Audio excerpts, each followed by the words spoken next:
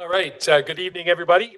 I'd like to call this special meeting of Kimberley City Council for Monday, June 3rd to order. As always, it is being held here at Kukumanum on the homelands of the Ktunaxa peoples.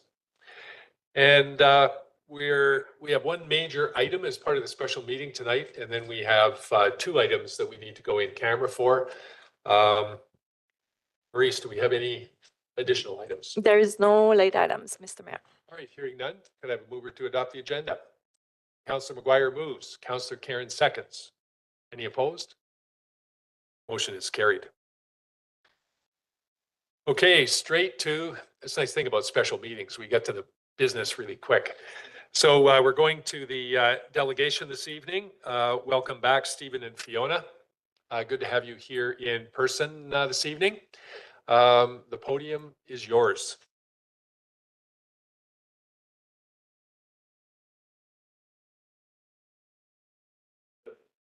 Is that?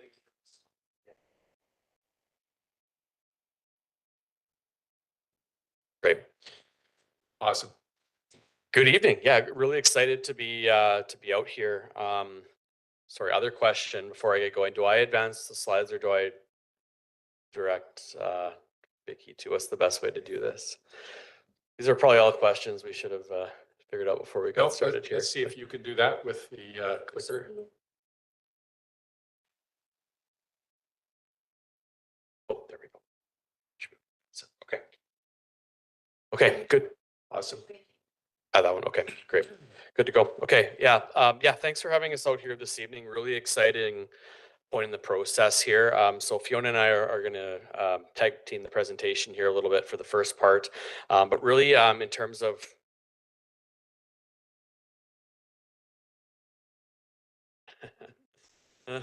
smooth start. Yeah.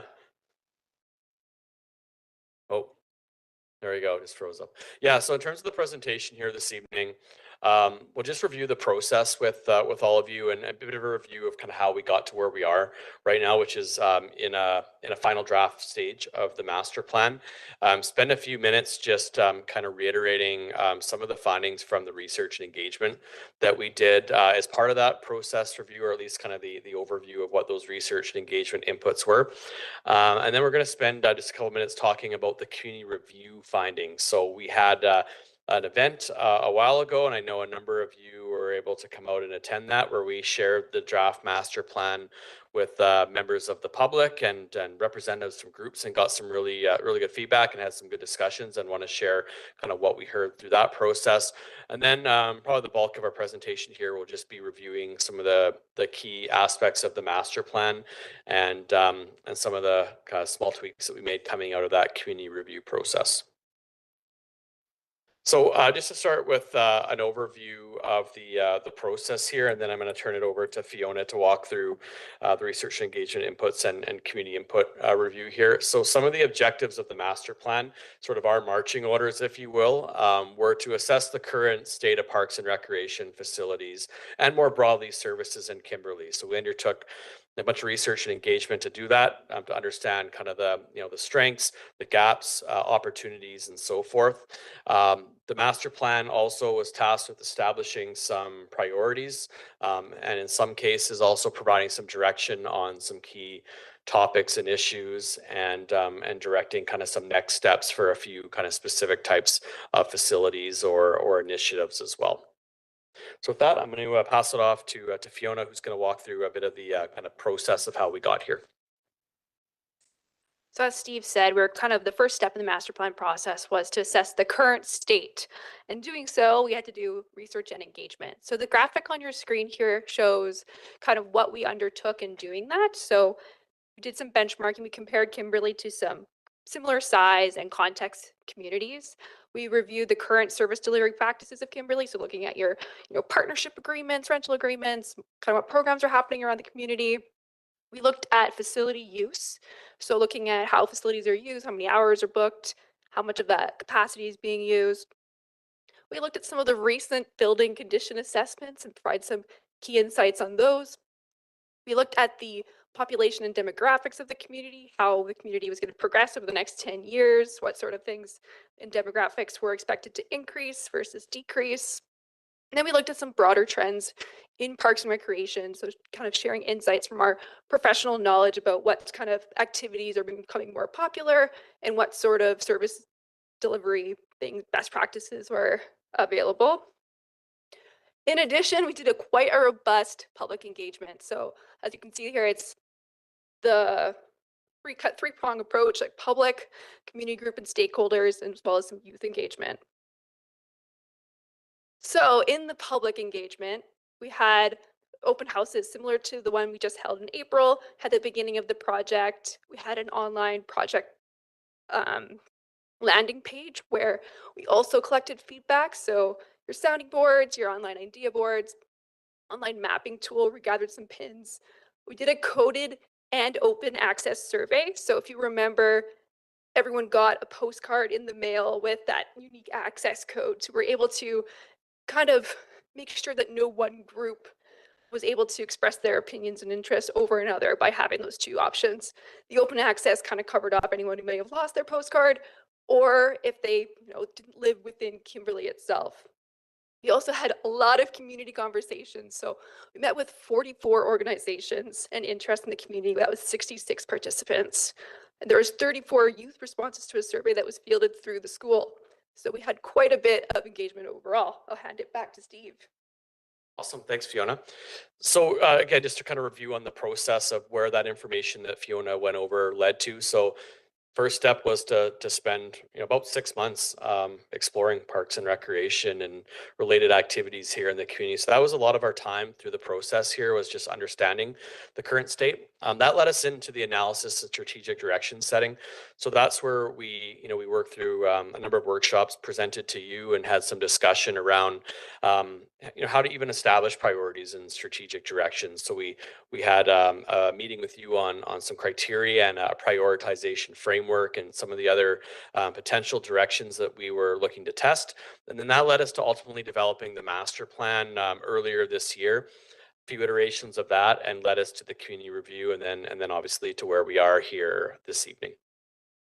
So there's ultimately a couple documents. So we have a current state research and engagement summary report. So that's the extensive background document that has kind of all the detailed findings. And then we also have the Parks and Facilities Master Plan as well. So that's the actual strategic plan.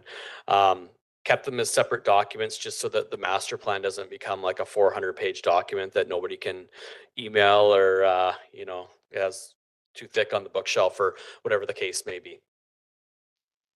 So going to shift gears here a little bit and talk about the community review. So community review. So April 16th, we had 2 open house events, one in the afternoon, which was just us. And then we also tag teamed up with the Rediscover Kimberley Community Group Showcase, which was an awesome event. Like, I don't know how many organizations there were there, but it was, dozens and dozens. And I don't think that facility, the community hall, could have been any more packed than it was. It was really great. And we had a really good opportunity through both of those, the afternoon and the evening window, to talk to a whole bunch of different folks, share kind of a little bit of what we learned through the master plan process, and then sort of the key elements of the master plan. We had all those materials available online as well for approximately 2 weeks. And we had a feedback forum both at the event and online. And we also accepted some responses via email and electronically and so forth. So overall, I mean, a little bit hard to estimate how many people you get talked to, because it's, people are sort of coming and going. But by our best estimate, we would say we probably talked to somewhere between 50 and 75, I guess, kind of meaningful or deeper types of engagements at the open house. So that's quite a bit. And then we actually had 12 folks through that feedback form or email provide written feedback to us. So about a dozen folks there gave us a bit more formal, kind of beyond just the conversations that we had. So some key themes from the feedback and comments provided to us. Certainly, future park amenity development and, the kind of needs around the Forest Crown neighborhood were pretty prevalent. So we had quite a few folks show up at the open house events concerned about recreation, outdoor recreation development in Forest Crown, and a few of about half of the emails or so related to Forest Crown specifically. Kind of whether it was related to Forest Crown or just more broadly in the community. Some of the other themes that we heard were around trail connections. So just the need for that to be a priority, which it is identified in the master plan as one. A bit of a desire for the city to identify some specific trail priorities. Looking at active transportation and some of the gaps and challenges there. And then kind of more broadly or overall, just kind of a desire for more detail and specifics on future projects. I think people generally understood that the master plan is kind of an overarching long-term document, but certainly people are really keen to kind of get into the weeds of like what trail specifically, what type of trail, what type of playground, like all those kind of things, right? And then the other theme that we heard quite a bit about was just the importance of conservation is an important kind of value for the community as well. So that gets us into the final master plan. So just a review of the core components of the master plan. So the master plan has 6 goals. So those are those kind of foundations for essentially why the city is in the business of providing parks and recreation. What are we trying to achieve? Why is this a valuable service? Those goals kind of encapsulate all of that. We have facility strategies, of which there are 38, and those are recommended approaches across 11 different types or buckets or categories of parks and recreation infrastructure. So something like trails would be one of those categories. Parks and playgrounds would be another one, arenas and so forth. We have 5 service delivery and management strategies. So those are non-infrastructure recommended strategies. And they're kind of a mix of us suggesting maybe some tweaks in how things are currently done. But in some cases, they also just re-embed practices that already really work quite well, that staff are already using and so forth. And then we have an implementation plan. And, with all these master plan processes, implementation is always, something that people are keen to kind of get going on. Implementation is a little bit of a fluid or dynamic process because you have to take what's in the master plan and reconcile that with, streetscape projects and public, other public works projects. It's not like you just have a pile of money specific to parks and recreation.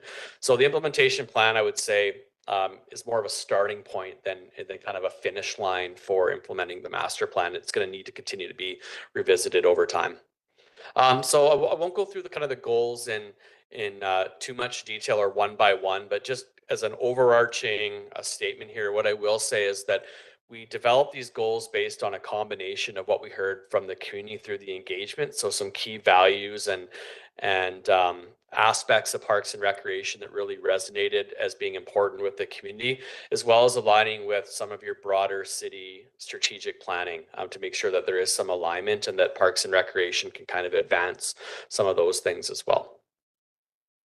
I'm just going to go fairly quickly through a summary of some of the key strategies. So as I mentioned, there's 38 for infrastructure and 5 for service delivery. So not going to go through kind of every one here, but some of the ones that we wanted to highlight for the presentation here this evening. The first one, and the reason it's bolded, I would say a general theme across a number of the strategies for infrastructure is just the need for reinvestment and having structure around facility and amenity renewal, kind of asset management, essentially. You have a lot of facilities. If you sort of count up the replacement value of those facilities, it would be in the tens, if not hundreds of millions of dollars. And you need to kind of protect what already exists. And as new things come online, you need to make sure that you have adequate capital reserve and life cycle and all that. So that's just kind of a broad theme that we're suggesting should be important over the next 10 years. The second bullet there, obviously the future of arenas and particularly your primary arena is kind of a big topic here in the community. So the next step recommended in the master plan is to undertake an arena strategy to help get towards a final decision. So essentially what we validated through the master plan is that 2 sheets of ice is an appropriate service level for the community now and into the future. But how you provide those 2 sheets of ice requires a lot more technical expertise looking at sites. What are the opportunities to work towards having 2 sheets co-located? How does the curling rink fit into that? What is the best site? What are the costs of renewing versus replacing existing arenas? Like there's a lot of kind of technical aspects there that need a little bit more exploration beyond the scope of the master plan. Third bullet there, explore costs and options for an indoor multi-sport community gymnasium type of facility. I would say kind of all the amenities that were identified as being lacking or a gap in the community, it was kind of that large span indoor space that's available throughout all hours of the day to facilitate both structured and organized use. So we've suggested that that's worthwhile exploring that type of facility and also what the co-location opportunities might be. Could it be co-located as part of that arena solution? Could a new library eventually fit into there as kind of a value add? How does that fit into the site conversation in the community? So we've flagged that facility as something to kind of consider sort of in the context of some of the other facility exploration. The master plan provides a recommended parks classification system that's intended to guide management and capital investment. So essentially, one way to think of it is a hierarchy of the park system. So it'll outline, what type of amenities and what level of service, both in terms of infrastructure and maintenance, should occur in a destination versus a community versus a neighborhood park. It's really a framework from which your park system can be planned and managed in the future. We've suggested that overall sustaining the current level of park provision is appropriate. So right now, your current level of park provision, if we kind of extrapolate out some of the bigger parks that you manage, but just looking at the community parks, the smaller community parks, it's between about 3 and 3.5 hectares per 1,000, which is generally in line with what most communities of your size have. Obviously, as you add residents, you're going to need to add park space, and there's of course some development mechanisms to do that. So to some degree that'll happen organically, but it's also going to potentially require at least considering park acquisition where it's strategically appropriate to do so. The last bullet there, focusing on purposeful trail experiences, and really no surprise, I think, to anyone. Trails are your most used single-use type of recreation asset. Everybody uses trails. They're used for a variety of purposes: active transportation, passive and active forms of recreation. There's a lot of desire, as we talked about earlier in the community review, we heard again, for trail enhancement and continued kind of expansion of the trail network or better connectivity and so forth. So the master plan provides some guidance around that in terms of trail development and some key areas of focus. So in a nutshell, those are a few of the key strategies that we wanted to highlight. And I just wanted to loop back to how we address some of the feedback we heard from the community review. So as mentioned earlier, we heard quite a bit from Forest Crown residents and the need to identify kind of some of the needs specific to that community. So we've added a strategy to engage with residents specific in those communities to look at identified recreation needs, gaps, and opportunities. So important to note there that we're not just responding to what we heard from a few people at the community review. Forest Crown was identified in our analysis as being one of the most significantly kind of lacking areas in terms of park and trail provision in the community. So just hearing it from the community just kind of layered on top of that or re-embedded the need to work with residents around their specific needs. But we weren't just simply reacting to residents that showed up at the open house. And then we kind of reviewed content on trails as well. So we did hear about in the review that, hey, maybe that there needs to be a need for more specificity around trail projects or more focus on trail projects. So we did look at that content again and didn't really make any changes because I think most of that content was already in the master plan. It just wasn't kind of on the display materials in kind of the robust way that people were looking for. But we do have analysis in the master plan on what some of those gaps are. And then we do identify specifically some of the technical analysis that the city needs to undertake to explore some of those trail gaps as an implementation step of the master plan. So we did feel that the trails aspects that we heard about in the review were sufficiently covered in the master plan. So that's the presentation, and we're certainly happy to take any questions. All right, outstanding. Thanks so much for the presentation and the detail in the report. It's given us a lot of information to be able to deal with. Council, questions or comments? Go ahead, Kevin. Wonder about the Forest Crown study and the trails, like they're accessible to more than we are in town, and why there has to be a special study for just Forest Crown and why it wouldn't be for the whole community.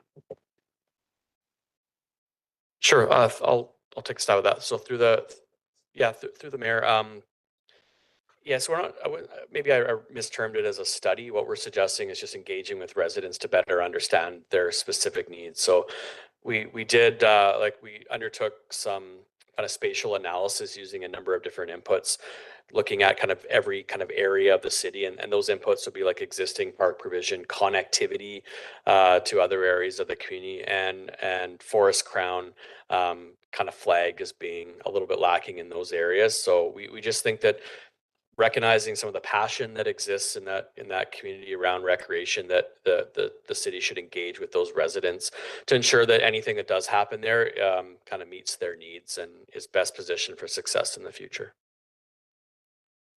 Great, thanks, appreciate it.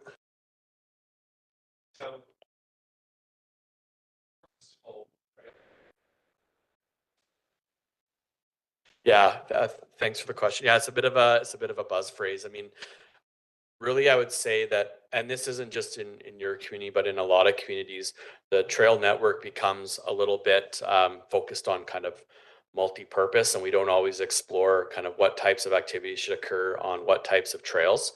So what we've done in the master plan, and there's an appendices that actually has some trail development guidelines and standards, and talks about like, okay, like what should an actual multi-purpose trail have, who should use it, versus say a mountain bike trail, or a trail that's a natural surface trail versus a paved trail. So it's just making sure that the right type of users are aligned with the right types of trails, and those trails are designed and managed accordingly so that they're safe, provide good experience, and so forth. And I guess maybe if I could just kind of expand on that very quickly, like one trend we see is the growth of mountain biking. And mountain biking has really exploded all over the place, and sort of a negative consequence of that, if you will, is there in a lot of communities, there's been a lot of informal trail development where mountain bikers have not found trails that meet their needs. So they're going off and creating their own trails in areas that they shouldn't be.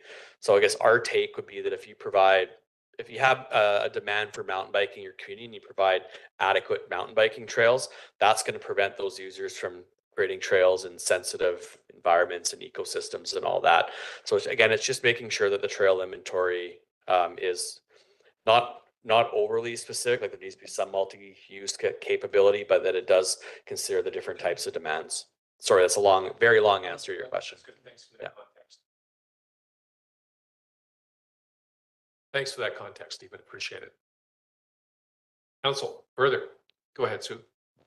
So thanks very much. I really appreciate the depth of work that's been done here and the really wide range of considerations and the level of interest and engagement from the community is really great to see, and that you've accommodated all of that, and that it reinforced the initial work that was done as well. So that where it really reinforced that the community is looking for a wide variety of experiences, programs, and amenities. So I just think it sets us up well, with a good foundation for the future.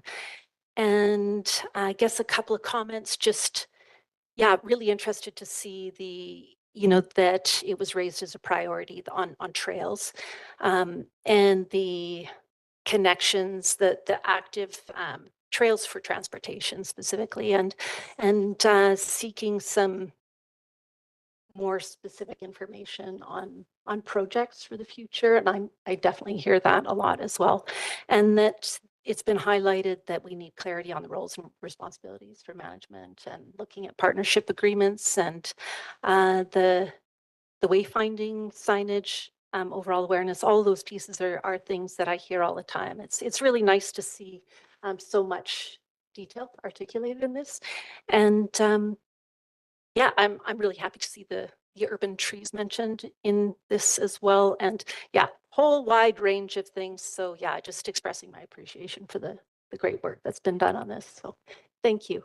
Thank you. Oh, and sorry, Okay. one further comment, just I know folks have heard this from me before, but I'll just mention because it is noted in here, just in terms of library and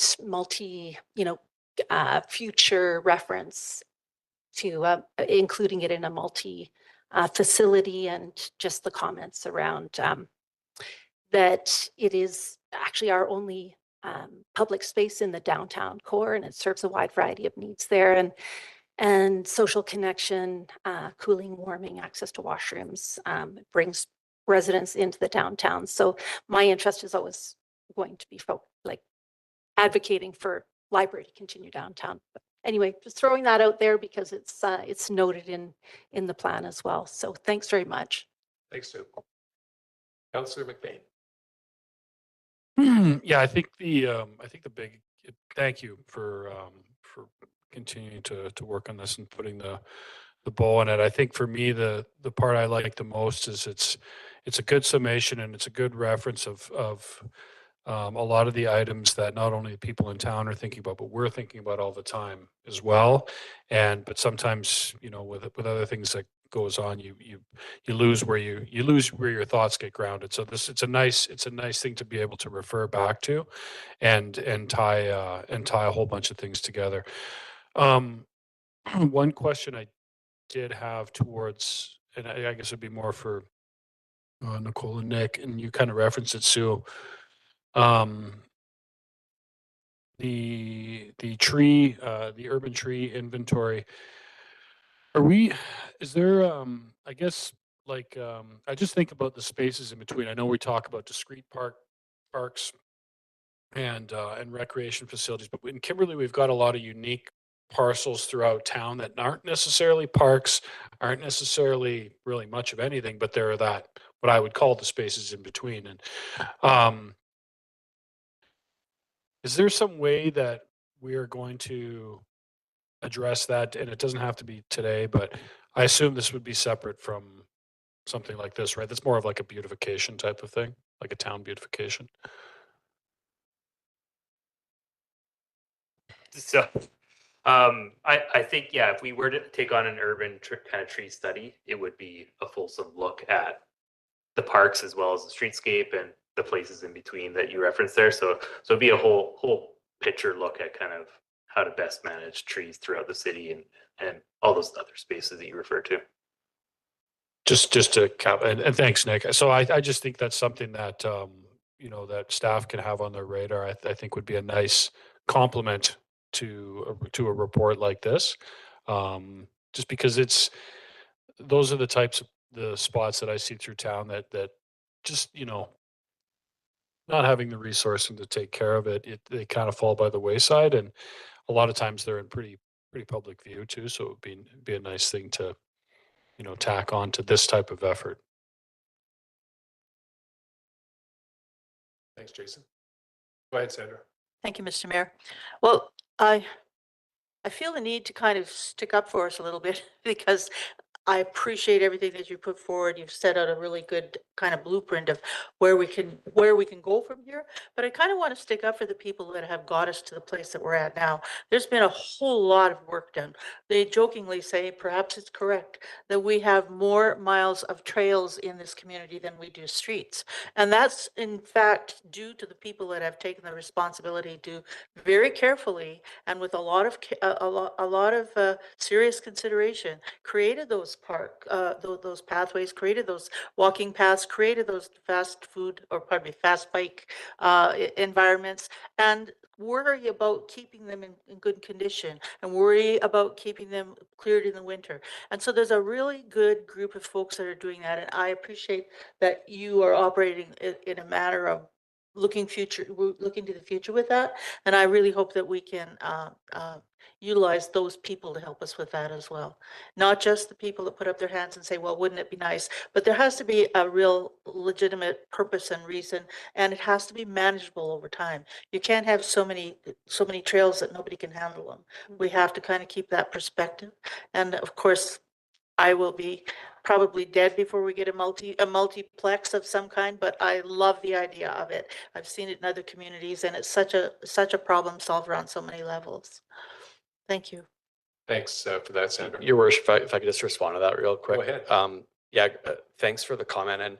And to be clear, like in no way are we saying that that the trail network isn't great. Like it is. And like there's been a lot of contributions, and certainly we talk I think quite a bit in the master plan about the importance of kind of stewardship and all that too. I think really what we're trying to get at is just the popularity of trails is so extensive. And we talk about like recreation equity, like there's no more equitable type of recreation opportunity than a trail. Like everybody can go on it for free and see the beauty of your community. So great point. And I think what we're trying to do is just ensure that, you know, as the community grows and evolves, that trail system continues to be kind of optimized and give you the tools to do so, and you know, meet new demands and growth and trends and all that. Yeah. Thank you, Sandra. Further, council? Go ahead, Sue. I could make one more comment about trees. Go ahead. I just, I've been hearing so many comments from people about the beautiful McDougall Creek tree planting that's happened, and people, I think, it's really brought to people's attention how important species selection is, and you know what a difference it can make when it's actually done intentionally, you know, with good design.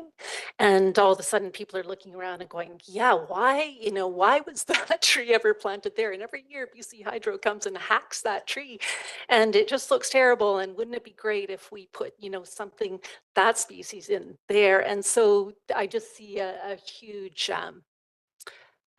interest growing in like what we could actually do, you know, what our potential is, and what a big difference it makes. Instead of seeing trees as a problem, it's like, no, they're actually a solution. So yeah, really appreciate the great work done on that. Thanks, Sue. So I've got just a couple of final comments, I guess.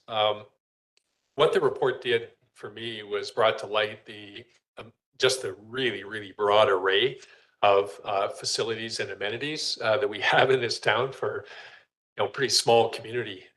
I know an awful lot of folks talk about 2 arenas when they come to town and see 8,000 people, and we have 2 arenas as an example. The number 38, I think, was in the report. 38 different, you know, facilities and or amenities that we are managing.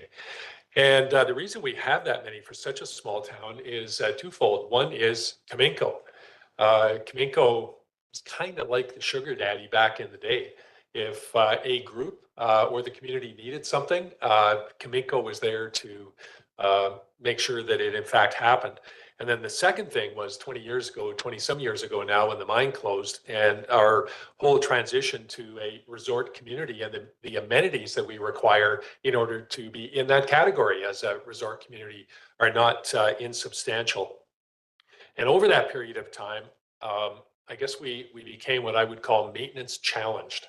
You get into, when you don't have a lot of money or you've lost a big taxpayer, you get into kind of find it and fix it mode. Or if it breaks, you fix it, but you don't do an awful lot of planned maintenance. And in fact, we had no real life cycle investment going on until 2017, when we first did the initial